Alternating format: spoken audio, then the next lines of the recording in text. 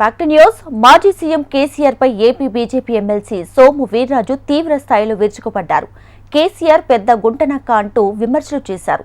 రాత్రిపూట నిద్రపోవడం లేదని, కూతురు కుమారుడు మేనల్లుడు కోసం కేసీఆర్ ఆలోచిస్తున్నారన్నారు. వారి కుటుంబం మాత్రమే అభివృద్ధి చెందాలని కోరుకుంటున్నారని విమర్శించారు. కేసీఆర్ కళ్లపుల్లి కబుర్లు చెప్పి 10 ఏళ్లు తెలంగాణను పాలించారని ఆరోపించారు. రాత్రులు నిద్రపోనటువంటి నక్క, ఊగిపోతున్నటువంటి నక్క, గుంటనక్కే పెద్ద కేసీఆర్. అధికారం అంటే అభివృద్ధి కోసం ఇప్పుడు మీకు వివరించాను. అధికారం అంటే అభివృద్ధి అనేది ఏ విధంగా జరుగుతుందనేది. అలాంటి అభివృద్ధి కాకుండా వాళ్ళ అమ్మాయి అభివృద్ధి చెందాలి, వాళ్ళ మేనల్లుడు అభివృద్ధి చెందాలి, వాళ్ళ అబ్బాయి అభివృద్ధి చెందాలి. అది గుంటనక్క.